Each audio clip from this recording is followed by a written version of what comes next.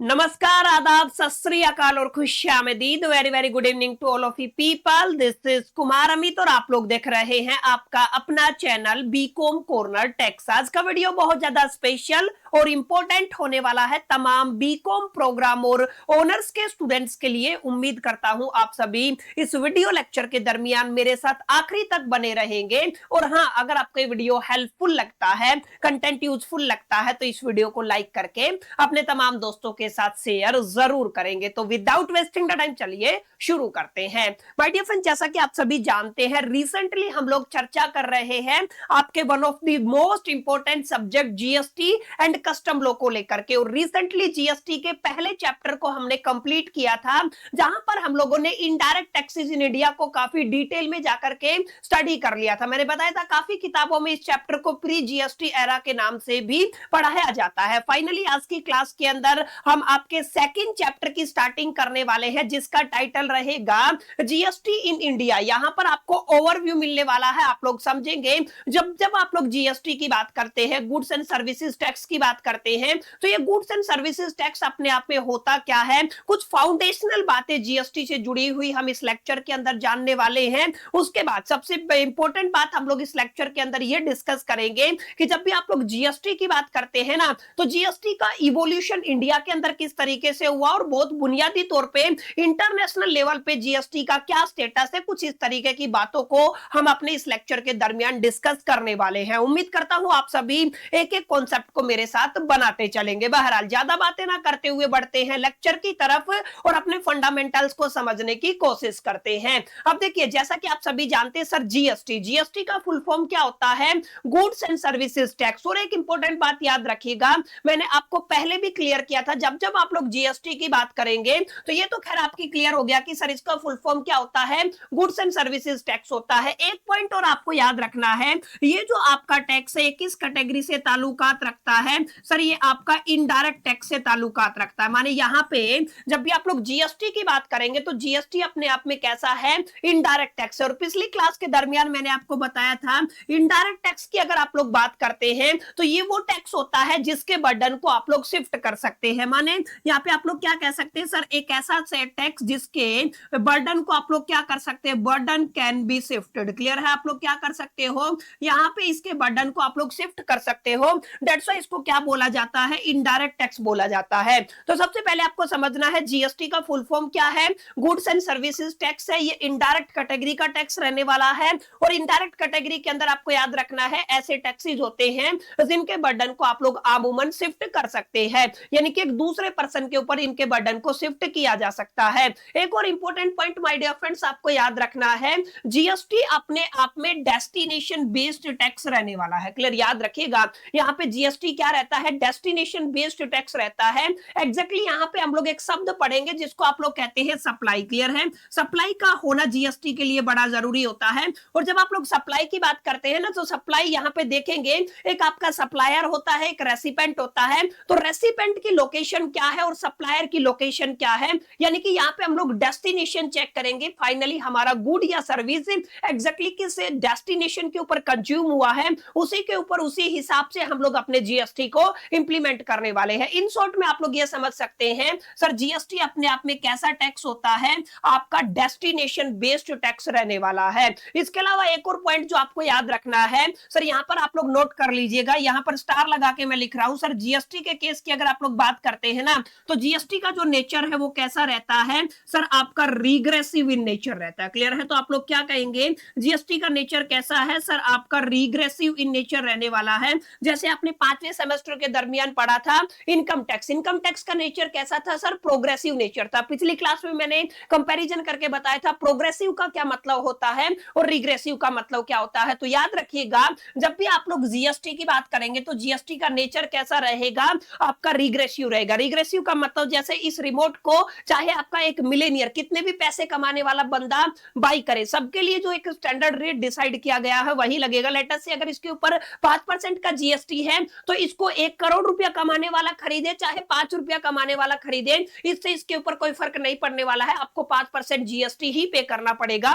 लेकिन income tax के अंदर जैसे जैसे आपका इनकम बढ़ता जाता है वैसे वैसे टैक्स भी बढ़ता जाता है, डेट्स व्हाई उसको हम लोग प्रोग्रेसिव टैक्स कहते हैं। लेकिन जीएसटी के अंदर ऐसा नहीं नहीं होता। दैट्स व्हाई जो जीएसटी का नेचर है माय डियर फ्रेंड्स वो कैसा रहने वाला है, रिग्रेसिव इन नेचर रहने वाला है। क्लियर है।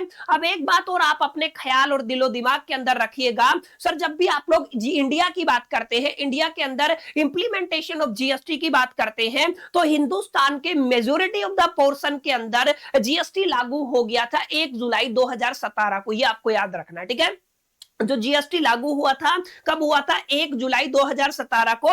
लेकिन याद रखिएगा सर मैंने बोला है मेजोरिटी ऑफ द पोर्शन, क्योंकि यहां पे आप लोग नोट कीजिएगा एक जगह ऐसी है जिसको आप लोग J&K के नाम से जानते हैं, जम्मू एंड कश्मीर, जहां पर माय डियर फ्रेंड जो आपका पूरे हिंदुस्तान में जीएसटी इंपोज होने के बाद 7 दिन बाद, विद इन द 1 वीक, आप लोग याद रखिएगा जम्मू एंड कश्मीर के अंदर आपका जो जीएसटी है वो इंप्लीमेंट किया गया था। माने अगर यहां पे बाकी एरिया के अंदर 1 जुलाई के अंदर इंप्लीमेंट किया गया था, तो जम्मू एंड कश्मीर के अंदर कब इंप्लीमेंट किया गया था सर, आपका 8 जुलाई 2017 को आपका जीएसटी इंप्लीमेंट किया गया था। तो ये बुनियादी बातें हैं मीनिंग ऑफ जीएसटी के अंदर। इन तमाम बातों की जानकारी आपको होनी चाहिए, इन तमाम चीजों का इल्म आपको होना चाहिए। समझ में आई मेरी बातें? तो कुछ कुछ बुनियादी बातें हम लोगों ने अपने इस लेक्चर के अंदर डिस्कस की है, जो किससे जुड़ी हुई है, जीएसटी से जुड़ी हुई है। अब ध्यान रखिएगा जब आप लोग जीएसटी की बात करेंगे तो हम लोगों ने टोटल 4 तरीके के जीएसटी बना के रखे, 4 कैटेगरी में हम लोगों ने कैटेगराइज किया हुआ है। सर कौन कौन सा जीएसटी है?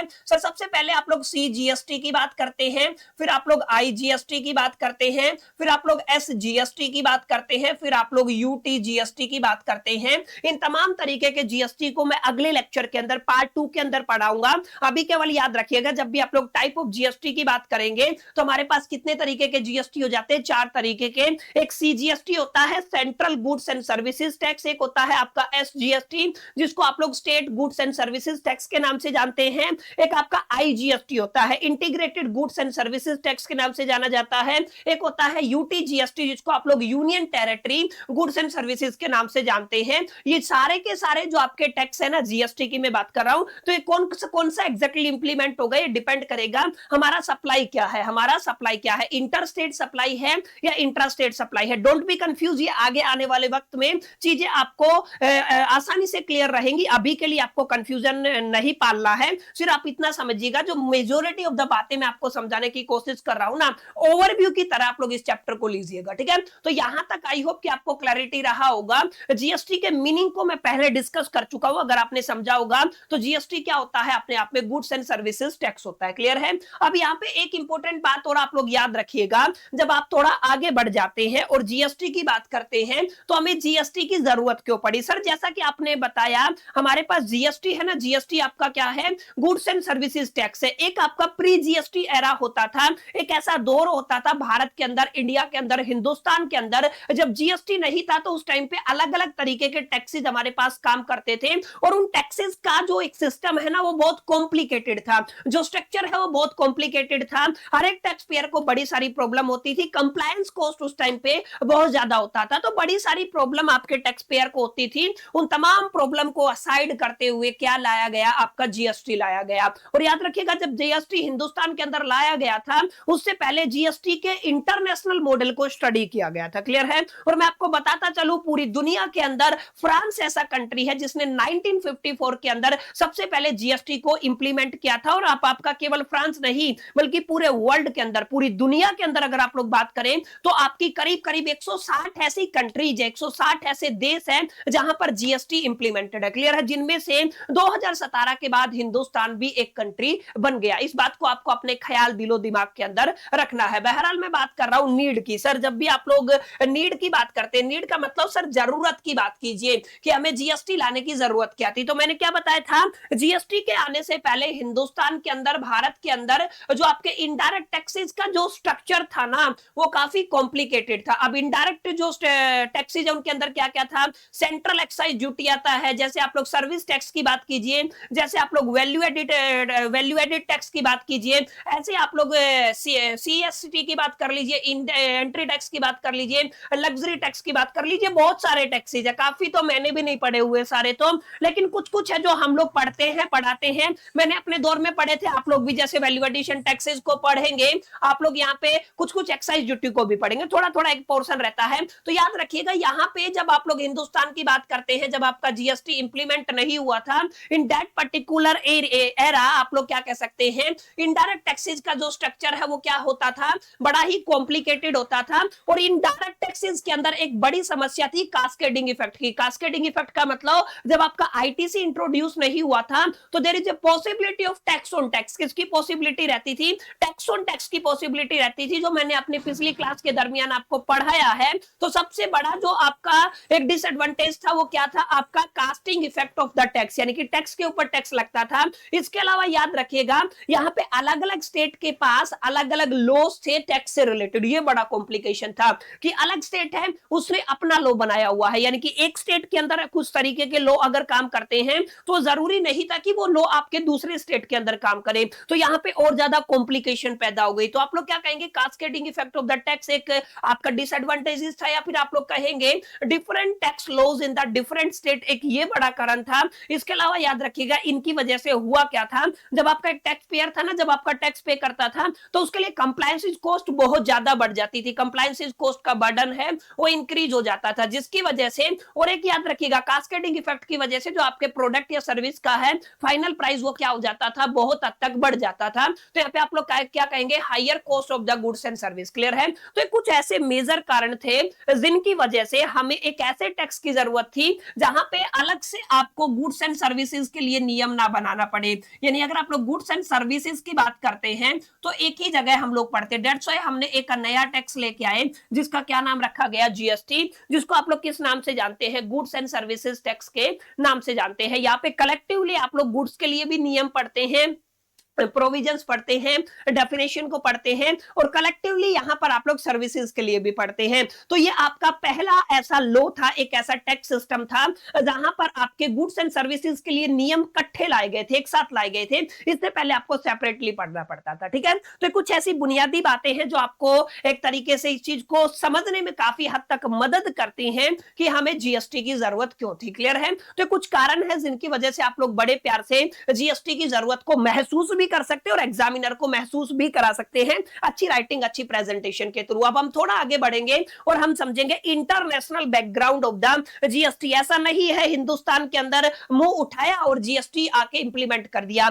इसके पीछे एक लंबी कहानी है, एक सक्सेस स्टोरी है। आप लोग कहेंगे एक लंबी कहानी है, आप लोग कह के चल सकते हैं ये वो दौर है 90s 80s का दौर था जब से आपके जीएसटी को इंट्रोड्यूस किया गया। तो उसके बाद इंप्लीमेंट कब हुआ? सर आपका 2017 के अंदर, 2017 के अंदर इंप्लीमेंट हुआ। तो it's a long period of the time जिसमें काफी लोगों ने अपना योगदान दिया, मेहनत किया, मशक्कत किया। इसमें आपका जो उस टाइम पे जो आपका प्राइम मिनिस्टर होते थे अटल बिहारी वाजपेयी, उनका बड़ा योगदान रहा है। और आज हम जो जीएसटी को एंजॉय कर पा रहे हैं वो उनकी एक देन है, आप लोग ऐसा कह सकते हैं। There are lot of the people जिनका इन्वॉल्वमेंट था, जिनकी स्टडी थी। बहरहाल अब हम पहले बात करते हैं जीएसटी के इंटरनेशनल जो बैकग्राउंड है उसको। मैंने बताया सबसे पहला कंट्री 1954 के अंदर, 1954 के अंदर फ्रांस ऐसा कंट्री है जहां पर जीएसटी अपनाया गया था। और हिंदुस्तान को इंक्लूड करके पूरी दुनिया के अंदर ऐसे 160 के आसपास कंट्रीज है जहां पर आपने के जीएसटी को अडॉप्ट किया गया है। जिनके अंदर जो बड़ी और डेवलप कंट्री है उनमें पॉपुलर नाम आपके कनाडा का है, ऑस्ट्रेलिया का है, यूनाइटेड किंगडम का है और न्यूजीलैंड का है। और यह बात मैंने आपको बताया, हिंदुस्तान में जीएसटी को अडॉप्ट करने से पहले, इंप्लीमेंट करने से पहले we study the GST international model. हमने क्या किया था? जीएसटी के इंटरनेशनल मॉडल को स्टडी किया था। Are you getting my point? तो these are the basic terminology जिनको आपको अंडरस्टैंड करना है, अपने दिलो दिमाग और जहन के अंदर उतार लेना है ताकि आप लोग जीएसटी को बहुत स्ट्रांगली अंडरस्टैंड कर पाए और आप लोग एक एक कॉन्सेप्ट को बहुत डिटेल में जाकर के अंडरस्टैंड कर पाए। और मैंने बताया it's a long time period जिसमें आप लोग कहेंगे इवोल्यूशन हुआ है जीएसटी का। ऐसा नहीं है कि जीएसटी डायरेक्टली 2017 के अंदर आ गया। मैंने बताया एक लंबा समय, एक लॉन्ग टाइम पीरियड था जहां पर काफी बार पार्लियामेंट के अंदर इसका जिक्र हुआ। उसके बाद आपकी एक लड़ाई आप लोग कह सकते हैं पार्लियामेंट के अंदर चली, या काफी लोगों ने बाकी बहुत मेहनत की और एक लंबे टाइम पीरियड के बाद 2017 के अंदर 1 जुलाई के अंदर मेजोरिटी ऑफ द पोर्शन के अंदर जीएसटी अडॉप्ट किया गया और जम्मू एंड कश्मीर के अंदर 8 जुलाई को किया गया था। ठीक है? अब ध्यान रखिएगा एक इंपॉर्टेंट डेट है, फर्स्ट स्टेप जीएसटी को लेकर के कब लिया गया था? सर 1986 के अंदर लिया गया था। ये मैं हर बार बोलता हूं इसको जरूरी नहीं है, जरूरी क्या है 1999 1999 के अंदर सबसे पहले जीएसटी का आइडिया प्रपोज्ड किया गया था by the PM Atal Bihari Vajpayee. उस टाइम पे आपके 1999 के अंदर 1999 के अंदर हिंदुस्तान के प्राइम मिनिस्टर कौन थे? अटल बिहारी वाजपेयी थे। तो अटल बिहारी वाजपेयी ने जीएसटी का आइडिया प्रपोज किया था। याद रखिएगा किसने किया था? अटल बिहारी वाजपेयी ने। उस टाइम पे मौजूदा प्राइम मिनिस्टर थे 1999 के अंदर, 1999 के अंदर। समझ में आया? अब इसके बाद याद इसी टाइम पीरियड में याद रखिएगा there is a formation of the empowered committee of a state finance minister. और उस टाइम पे क्या किया गया था? आपके जितने भी स्टेट फिनेंस मिनिस्टर का एक एम्पावर्ड कमेटी का फॉर्मेशन किया गया था। क्लियर है? इट्स बेसिक, आपको इसको अपने दिलो दिमाग और जहन के अंदर रखना। ध्यान से समझिएगा। नेक्स्ट जो बड़ा चेंज आया, वैसे तो आपकी किताब के अंदर छोटे छोटे चेंजेस दिखेंगे, तो वैसे तो आपकी किताब के अंदर काफी डेट्स आपको मिलेंगी, लेकिन इतना कुछ इंपॉर्टेंट उन डेट्स के अंदर हुआ नहीं था। तो यहां पे हम लोग उन्हीं डेट्स को कवर करने वाले हैं जिनका इंपॉर्टेंट रोल रहा है। जैसे मैंने बताया आपको 1986 पर इतना तवज्जो देने की जरूरत नहीं है, लेकिन 1999 को अपने दिलो दिमाग और जहन के अंदर उतार लीजिएगा। इसी तरीके से नेक्स्ट इवोल्यूशन का जो डेट रहने वाला है, जो ईयर रहने वाला है, दैट इज द 2003, यानी कि 2003 के अंदर। याद रखिएगा ये वो समय था जब आपके हिंदुस्तान के अंदर केलकर टास्क फोर्स को डेवलप किया गया था। जिसने क्या क्या रिकमेंड किया था? इस केलकर टास्क फोर्स ने, ध्यान रखिएगा, हमें रिकमेंड किया था integration of the indirect taxes को लेकर के। क्लियर है? ये आपकी जो केलकर टास्क फोर्स है 2003 के अंदर डेवलप किया गया, और इन्होंने क्या रिकमेंडेशन किया कि हमें क्या करना है? इंटीग्रेशन ऑफ इनडायरेक्ट टैक्सेस करना है। और यहां पे आप लोग याद रखिएगा इंट्रोडक्शन ऑफ द जीएसटी किया गया था। क्लियर है? और यहां पे आपके कास्केडिंग इफेक्ट को रिमूव करने के लिए भी सजेशन दिया गया था, और यहां पे टैक्स रिफॉर्म का एक प्रॉपर रोड मैप भी प्रोवाइड किया गया था। ठीक है? तो आपको ध्यान रखना है 1999 के बाद जो सबसे जरूरी डेट आता है इवोल्यूशन ऑफ द जीएसटी के केस में, दैट इज 2003 2003 की हम लोग बात कर रहे हैं, जिस दौर में केलकर टास्क फोर्स का गठन किया गया था। इसने रिकमेंडेशन दिया, इसने रिकमेंड किया कि integration of the indirect taxes होना चाहिए, जीएसटी को इंट्रोड्यूस कराया गया, कास्केडिंग इफेक्ट को एक तरीके से यहां पे रिमूव करने का सजेशन दिया गया, और यहां पे सबसे जरूरी बात क्या है?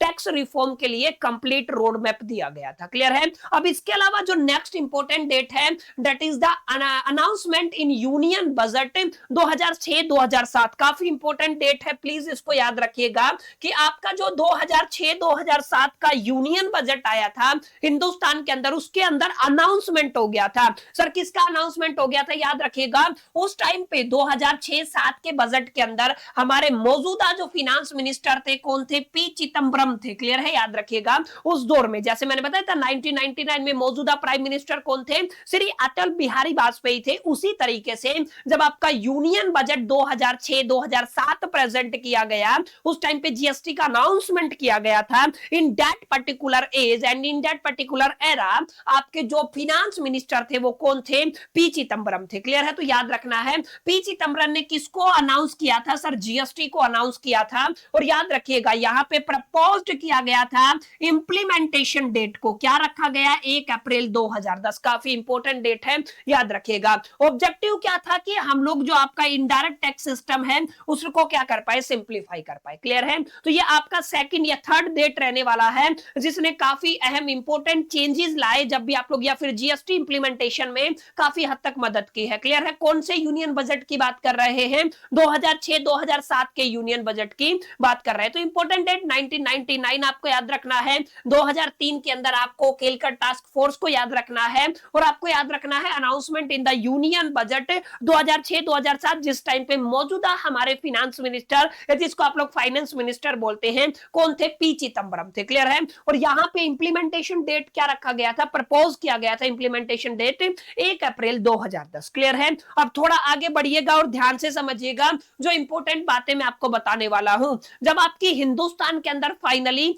2017 के अंदर जीएसटी को इंप्लीमेंट करने का फाइनलाइजेशन हो गया था, उस दौर में हमें कॉन्स्टिट्यूशन के अंदर चेंजेस करने की जरूरत थी। चेंजेस नहीं, कॉन्स्टिट्यूशन के अंदर अमेंडमेंट करने की जरूरत थी। क्लियर है? तो यहां पे याद रखिएगा जीएसटी को यहाँ पे इंप्लीमेंट किया गया by the constitutional amendment process. Are you getting my point? तो यहाँ पे क्या किया गया था, कॉन्स्टिट्यूशनल अमेंडमेंट के थ्रू आपका जो कॉन्स्टिट्यूशनल अमेंडमेंट प्रोसेस है उसके थ्रू आपका जीएसटी अडॉप्ट किया गया था और हिंदुस्तान के अंदर इंप्लीमेंट किया गया था। अगर आपने पिछली मेरी क्लास देखी होगी तो मैंने बताया था आर्टिकल 246 इज वेरी इंपॉर्टेंट। अगर आप लोग कॉन्स्टिट्यूशन की बात करते हैं तो आर्टिकल 246 के अंदर यहाँ पे अमेंडमेंट किया गया और क्या बना दिया गया, 246A बना दिया गया था, जिसको आपको अपने दिलो दिमाग और जहन के अंदर रखना है। क्लियर है? आगे मैं बताऊंगा। क्लियर है? और कॉन्स्टिट्यूशन के अंदर माय डियर फ्रेंड्स ये आपका 101वां अमेंडमेंट था। क्लियर है? 101 फर्स्ट आपका अमेंडमेंट था। क्लियर है? ये आपको याद रखना है। ठीक है, अब ध्यान दीजिएगा, GST required the constitutional amendment. GST को अगर अडॉप्ट करके इंप्लीमेंट करना था तो कॉन्स्टिट्यूशन के अंदर अमेंडमेंट की जरूरत थी। यहाँ पे इंट्रोडक्शन ऑफ द 122 सेकंड, या आप लोग कह सकते हैं 122वां कॉन्स्टिट्यूशनल अमेंडमेंट बिल आया। कब? आपके 2014 के अंदर and passed as a 101 constitutional amendment act 2016। Clear है? ये आपको याद रखना। ठीक है, तो इंट्रोडक्शन कब रहा, 122वां जो कॉन्स्टिट्यूशनल अमेंडमेंट बिल आया था 2014 के अंदर, और इसको पास कब किया गया, जो आपका 101वां कॉन्स्टिट्यूशनल अमेंडमेंट था। याद रखिएगा, कॉन्स्टिट्यूशनल अमेंडमेंट एक्ट था। ये क्या था आपका बिल, कब आया, 2014 के अंदर। आपका एक्ट कब हुआ, 2016 के अंदर। क्लियर है? इसको आपको अपने दिलो दिमाग और जहन के अंदर रखना है। और एक आपका आई थिंक 276 रहने वाला है, 276 रहने वाला है। यहां पर भी आपका शायद अमेंडमेंट हुआ था जिसके थ्रू जीएसटी काउंसिल का फॉर्मेशन किया गया था। आगे खैर वो हम लोग बात कर लेंगे। क्लियर है? यहां तक उम्मीद करता हूं आपको क्लियर रहा होगा। कौन सा कॉन्स्टिट्यूशनल अमेंडमेंट आया, कौन सा कॉन्स्टिट्यूशनल अमेंडमेंट बिल था, कब आया था, और कौन सा कॉन्स्टिट्यूशनल अमेंडमेंट एक्ट था। ये दोनों चीजों में कंफ्यूज नहीं होएगा। बिल की बात करते 2014 के अंदर 122वां अमेंडमेंट था, और अगर आप लोग एक्ट की बात करते हैं तो 101वां कॉन्स्टिट्यूशनल अमेंडमेंट था 2016 के अंदर, जिसके अंदर जीएसटी को पास किया गया था। क्लियर है? और जैसा कि मैंने आपको बताया, जो आपका 101 कॉन्स्टिट्यूशनल अमेंडमेंट एक्ट था, इसके अंदर कुछ चीजें इंसर्ट की गई थी। क्या इंसर्ट की गई थी सर? आपका आर्टिकल 246A इंसर्ट किया गया था, जहां पर हम लोग मेजरली डिस्कस करते हैं power and the levy of the GST. Clear है? आप लोग क्या कहते हैं, power and the levy of the GST. यहां पे इस आर्टिकल को इंडियन कॉन्स्टिट्यूशन के अंदर इंसर्ट किया गया था। तो आई होप कितनी बातें आपको क्लियर रही होगी। जो आपका 101वां कॉन्स्टिट्यूशनल अमेंडमेंट एक्ट आया था 2016 के अंदर, उस टाइम पे सबसे पहले आर्टिकल 246A को इंसर्ट किया गया, जहां पे किसका पावर रखा गया, power to levy the GST. अच्छा, इसके अलावा याद रखिएगा 276, अच्छा मैंने यहाँ पे शायद आई थिंक मिस्टेक किया है, इसको आपको प्लीज थोड़ा सा करेक्ट कर लेना है। हमने क्या कहा था सर, आपका 276 कहा था, लेकिन असल में ये क्या है, आपका 279 है। तो इसको करेक्ट कर लीजिएगा, याद रखिएगा ये कितना रहने वाला है, जीएसटी काउंसिल से जुड़ा हुआ 279 रहने वाला है, और यहां पर भी आपका ए रखा गया। क्लियर? इसको आप लोग करेक्ट कीजिएगा। तो यहां पे क्या रखा गया है, आपका इंसर्ट किया गया आर्टिकल 279A, जो किससे जुड़ा हुआ है, जीएसटी काउंसिल से जुड़ा हुआ है। इसको याद रखिएगा, जीएसटी काउंसिल से जुड़ा हुआ कौन सा आर्टिकल इंसर्ट किया गया था, 279A को इंसर्ट किया गया था। इसके अलावा याद रखिएगा, जो आपके एक्साइज टैक्स हो गया या वेट हो गया, एक्साइज ड्यूटी हो गया, उनको यहां पे रिमूव किया गया था और प्रोवाइड किया गया था compensation to the state. Clear है? कब कैसे प्रोवाइड किया गया था, इसके ऊपर अभी सेकंड पार्ट के अंदर मैं काफी डिटेल में चर्चा करने वाला हूं। क्लियर है? तो माय डियर फ्रेंड्स, ये आपको थोड़ा सा याद रखना है। कई बार एक सवाल ये भी पूछ लिया जाता है, formation of the GST council कैसे हुआ था, तो इसको भी आपको याद रखना। देखिए, जीएसटी काउंसिल जब बना था, किसके अकॉर्डिंग, आर्टिकल 279A के अकॉर्डिंग, उस टाइम पे याद रखिएगा चेयरमैन कौन था, यूनियन फिनेंस मिनिस्टर को क्या बनाया गया था, चेयरमैन बनाया गया था। और जो आपका जीएसटी काउंसिल है उसके मेंबर कौन थे, union minister of the state थे, और मेजरली आप लोग कहेंगे स्टेट के फाइनेंस मिनिस्टर थे। क्लियर है? यहाँ पे यूनियन मिनिस्टर ऑफ स्टेट की बात हो रही है, और यहाँ पे किसकी बात हो रही है, स्टेट फाइनेंस मिनिस्टर की बात हो रही है, जिनकी अगर आप लोग रोल एंड रिस्पॉन्सिबिलिटी की बात करते हैं तो टैक्स रेट को रिकमेंड करना, एग्जम्पशन को रिकमेंड करना, और मॉडल जीएसटी लॉस को प्रोवाइड करना। ठीक है? ये कुछ उनके रोल्स एंड रिस्पॉन्सिबिलिटी थी कि भाई साहब ये बातें आप लोग बताइए कि किस तरीके से इनके ऊपर इंप्लीमेंट करना है। क्लियर है? तो ये आपके रोल एंड रिस्पॉन्सिबिलिटी थे किसके, जीएसटी काउंसिल के, तो याद रखिएगा चेयरमैन कौन था और मेंबर कौन था। क्लियर है। अब फाइनली हम लोग launch of the GST in India की बात कर रहे हैं। 1 जुलाई 2017 को एक्सेप्ट द जम्मू कश्मीर, हिंदुस्तान के अंदर, भारत के अंदर जीएसटी लागू कर दिया गया था और इसको लॉन्च किया गया था at the central hall of the parliament. याद रखिएगा पार्लियामेंट के सेंट्रल हॉल के अंदर इसको लॉन्च किया गया था और इसको डिस्क्राइब किया गया था as a historic tax reform. काफी इंपॉर्टेंट बात है, ठीक है ना। ऐतिहासिक टैक्स रिफॉर्म की फॉर्म में इसको रिडिस्क्राइब किया गया था। क्लियर है। तो ये काफी इंपॉर्टेंट बातें हैं और मैंने बताया एक्सेप्ट अगर आप लोग जम्मू एंड कश्मीर की बात करते हैं तो जम्मू एंड कश्मीर के अंदर कब की बातें हुई सर? 8 जुलाई की बातें हुई 2017 के अंदर। आपका जम्मू एंड कश्मीर के अंदर भी जीएसटी इंप्लीमेंट हो गया था। क्लियर है। तो इट्स अ कंप्लीट, आपने क्या समझा? इवोल्यूशन ऑफ द जीएसटी समझा, हिंदुस्तान के अंदर जीएसटी कैसे लागू हुआ। क्लियर है। मैं बहुत कम टाइम आपका एक तरीके से ले रहा हूं, सारे टू द पॉइंट में हमेशा बातें करता हूं और मेरी कोशिश है कि कम से कम समय में तमाम कॉन्सेप्ट को मैं आप सभी के सामने रख पाऊं ताकि आप लोग अपने टाइम का इफेक्टिव यूटिलाइजेशन कर सके। समझ में आया? तो अब ये तो आपको क्लियर रहा, आपको क्या क्या बातें समझ में आई सर? जो आपने बताया वो तो क्लियरली मेरे हिसाब से समझ में आ गया होगा। अब एक छोटा सा आर्टिकल है जिसको कलेक्टिवली कंबाइन करके मैं आपको पढ़ा देता हूं। ठीक है, दो टॉपिक को कंबाइन करके पढ़ा रहा हूं क्योंकि दोनों का अक्सर मीनिंग सेम होता है और दोनों के अंदर मैक्सिमम सिमिलरिटी होती है। तो याद रखिएगा अगर आप लोग ऑब्जेक्टिव ऑफ जीएसटी की बात करते हैं या आप लोग बेनिफिट ऑफ जीएसटी की बात करते हैं, ऑब्जेक्टिव और बेनिफिट ऑफ जीएसटी की जब जब आप लोग बात करेंगे ना तो कुछ मेजर पॉइंट है जिनको आपको अपने दिलो दिमाग और जहन के अंदर रखना। क्लियर है। मैंने पिछली क्लास के दरमियान बताया था जीएसटी इंट्रोड्यूस किया गया with A slogan one nation one tax के हिसाब से कि हमारे हिंदुस्तान के अंदर एक देश है तो एक ही टैक्स लागू होगा। तो ये आपका इसका बेनिफिट आप लोग देख सकते हैं या फिर ऑब्जेक्टिव ले सकते हैं। और मैंने बताया इसका नेचर कैसा होता है ये भी आप लोग क्लियर रखिएगा।